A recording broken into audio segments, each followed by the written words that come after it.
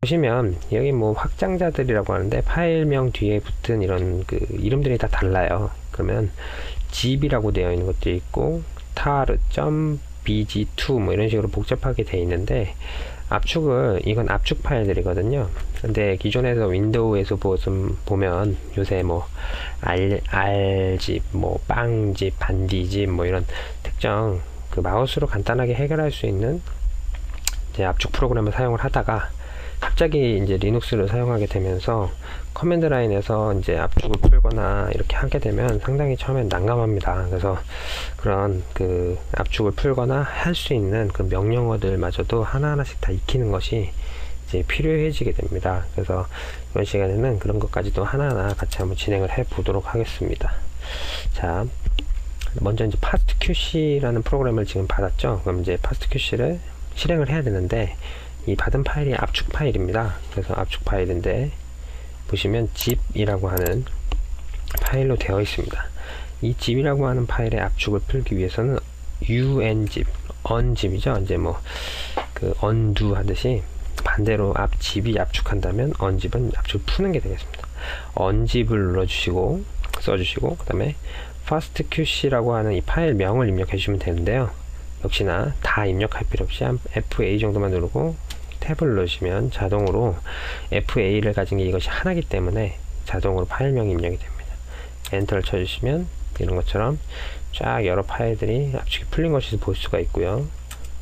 다시 LS를 눌러서 그 폴더를 내용물을 확인하면 fastqc라고 하는 특정 폴더가 새로 생성된 것을 확인할 수 있습니다. 그럼 한번 들어가서 확인을 해볼까요? 들어가는 명령어는 cd고요. fastqc, 대문자가 F밖에 없기 때문에 fastqc가 대문자 유일한 폴더죠. 하나이기 때문에 이제 이렇게 눌러서 엔터를 넣어줍니다. 다시 LS를 눌러서 내용물을 확인을 합니다. 여기서 내용물은 fastqc라고 하는 실행 파일입니다. 여기 지금 이제 fastqc라고 하는 이 실행 파일인데요. 이 파일을 실행하기 위해서는 절대 경로를 써주거나 혹은 지금 현재 위치를 지정하면서 실행을 해줄 필요가 있습니다. 자, 어떻게 실행을 하면 ./fastqc, 자, 이렇게 나오죠. permission denied라고 뜨게 됩니다.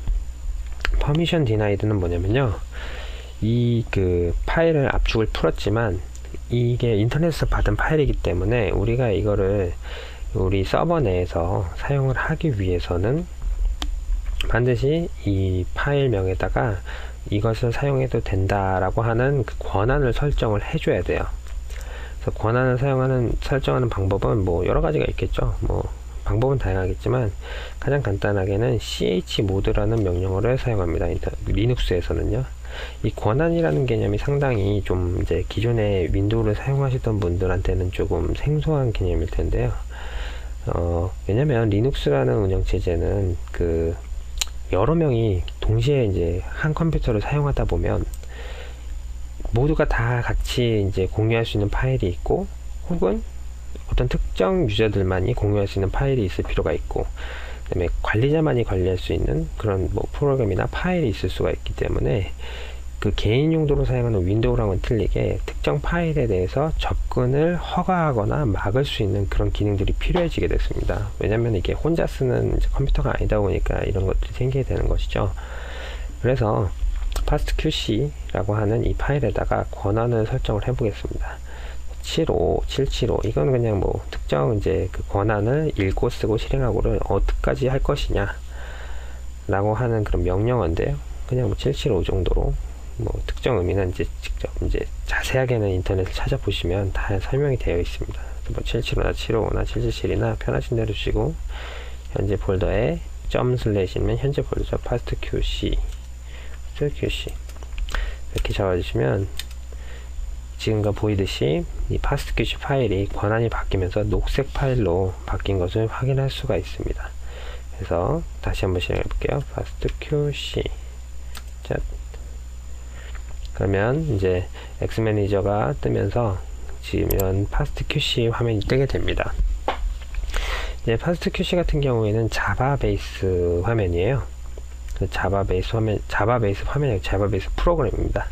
그래서 자바 기반으로 되어 있기 때문에 이렇게 그래픽 유저 인터페이스로 잘 되어 있는 경우도 있고요. 그 다음에 이제 기존의 리눅스 어떤 프로그램들처럼 커맨드 라인 상에서 이런 특정 뭐 GUI를 불러오지 않더라도 그냥 커맨드 라인 상에서 바로 진행할 수 있는 그런 프로그램입니다. 그래서 뭐 편한 대로 할 수가 있고요. 간단하게 한두 개의 파일을 보는 경우에는 이렇게 GUI를 이용해서 마우스로 파일을 선택하는 것이 편할 수도 있지만 뭐 로우 데이터 파일이 뭐 한두 개가 아니다 보니까 대부분의 경우에요. 이렇게 이제 일일이 마우스로 다 파일을 불러오고 다 따로 이제 결과물을 저장하는 것이 번거로울 때가 많기 때문에 리눅스에서는 그냥 대부분 다 커맨드로 결과물 이제 파스큐 실행한 기초 이제 통계치를 구하는 계산부터 그 통계치 나온 것들을 저장하는 과정까지 딱 커맨드로 진행을 하게 됩니다. 지금 보면은 이제 뭐 일단은 GUI를 띄웠으니까 GUI로서 어떻게 하는지 한번 볼까요? 여기 파일이라는 거 있고요. 간단합니다. 그냥 열고 파일만 선택해주면 끝나요. 오픈. 그래서 제가 아까 넣어놓은 게 디스크 1번에 우리라는 폴더 속에 넣어놨습니다. 이거는 윈도우랑 똑같죠. 마우스로 클릭하고 그 다음에 로우 데이터를 로우 데이터에다 파일 2개를 넣었어요. 파일 2개 압축이 되어 있어도 상관없습니다. G집으로 건집으로 압축이 되어 있어도 상관없고 오픈 이렇게 눌러주시면 스타팅 어널리시스 하면서 분석이 시작이 됩니다. 일단은 이거는 이제 조금 놔두고요. 다른 설명을 계속해서 진행해 보도록 하겠습니다. 이게 진행이 되는데 좀 이제 그 시간이 지금 이제 5%, 10%, 이제 15% 이렇게 올라가는데 조금 시간이 걸려요. 그럼 그 사이에 다른 내용들을 한번 추가로 이야기를 해 보도록 하겠습니다. 자, 일단은 이제 이렇게 됐고요. 그 다음에 이제 또 중요한 것이 그 파스트 큐라고 하는 데이터 형식에 대해서 충분히 이해를 하고 넘어갈 필요가 있습니다. 먼저 보시면 자, 로우 데이터로 가볼까요? CDLS 이것들은 탭을 탭 눌러가면서 리눅스 사용이 익숙해지실 필요가 있습니다. 먼저 이제 이게 그 두 개의 파일인데요. 소위 페어드 엔드라고 얘기를 합니다. 페어드 엔드는 이제 지놈을 랜덤하게 이제 잘라내고 그 잘라낸 프래그먼트 중에서 특정 길이를 가지는 녀석들을 제일 전기용동을 통해서 분리를 합니다. 그러면 이렇게 분리된 그 프래그먼트 양쪽 끝을 현재 지금 일루미나의 하이식 2000 같은 경우는 한 100 베이스 페어 정도를 양쪽을 읽게 되죠. 그래서 그 두 가지의 짝을 가지고 데이터를 이제 1, 2에서 이런 식으로 레프트, 라이트 이런 식으로 구성이 되어 있는 것을 페어드 엔드 데이터 형태라고 하는데요.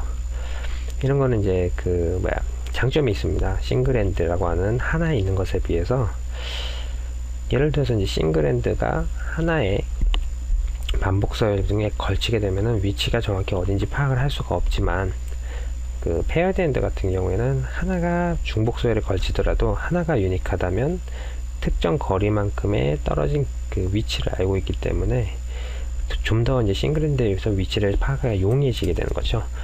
그래서 일단 이 내용들을 한번 살펴보겠습니다. 이제 건집으로 압축이 되어 있기 때문에 지금 당장은 우리가 볼 수가 없어요. 그래서 아까 언집을 통해서 zip 파일의 압축을 풀듯이 건집도 gzip을 통해서 압축을 풀 수가 있습니다.